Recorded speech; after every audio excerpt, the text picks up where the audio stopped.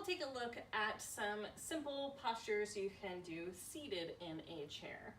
So when you're sitting in a chair to do a yoga practice, I recommend sitting a little bit forward towards the edge of the chair and to make sure your feet are firmly planted on the ground. And if the ground is too far away from you, then you can always rest your feet on a blanket or a couple blankets or on blocks or books, whatever you need just to prop up your feet a little bit so that you can feel nice and stable and so that your pelvis is pretty neutral on the chair. And also being like a little bit forward, it does allow you a little bit of space to tilt your pelvis forward and back, just to give you a little bit of ability to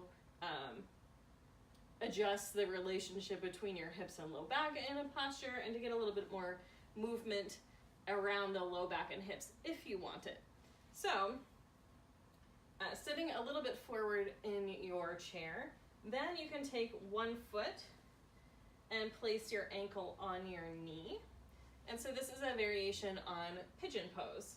So you are welcome to just kind of stay here and rest your hands on your leg if you like. I like to flex this foot to bring a little bit of energy through my leg and then relax the knee down towards the floor. So this gives you a nice external rotation in the hip. And you might already feel a stretch around the outer hip in this position. So you can make this dynamic by inhaling when you lift your chest and exhaling to bend your elbows and round your low back to fold forward. So you could come in and out of this position a few times. Inhale, lift your chest, and exhale to fold. So this gives you a little bit of that kind of bhujangasana or cobra-like action to the pose where you are exercising and stretching the muscles in the low back.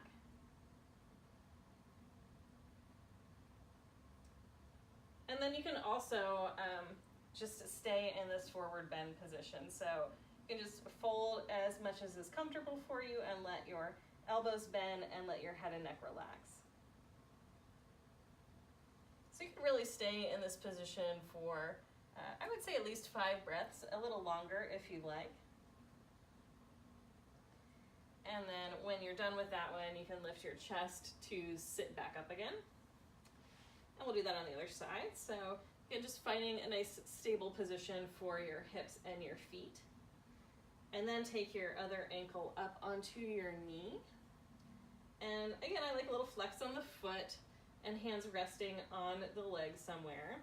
And let that knee relax down towards the floor. So already you might feel a stretch in the outside of the hip somewhere. So this gives you that external rotation in the leg and helps to stretch the glutes and around the low back on this side.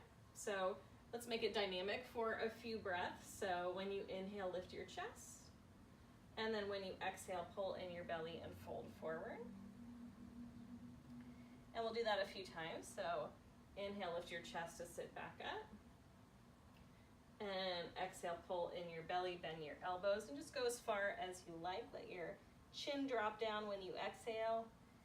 And lift your chest when you inhale. So you can feel the muscles in your back stretching in this forward bend position. And you can also feel the muscles in the back contract when you inhale to lift you back up again. And again, we'll stay in that forward bend position for a few breaths. So you can stay here for 5 breaths or so. I'm moving it just a little bit quickly since I'm using this video as a little demo. But the longer you stay here, the more these muscles on the outer hip and low back will relax.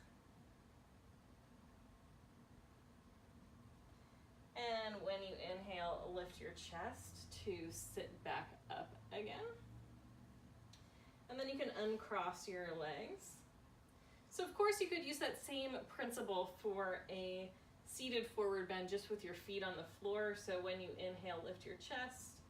And when you exhale, bend your elbows and fold down. And in a seated position, you might find that your belly or your chest hits your legs before your back can stretch very much. So if that's the case for you, if you have your feet hip width apart, then try widening them. You can take them as wide as the feet of the chair, or you can even take them wider to really give you the ability to fold down between your legs.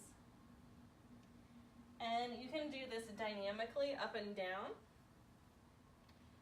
And particularly in this wide-legged position, it might feel nice to take your hands down to the ground or hang on to opposite elbows to give you a little traction in the upper back. So in this position, I can feel a stretch in my inner thighs as well as across my low back and the back of my hips, and a little stretch between my shoulder blades as I'm holding onto my elbows here. And if you've got your hands on the ground, you can use a little help to lift your chest, then take your hands back onto your knee one at a time, and then inhale, lift your chest to sit back up again.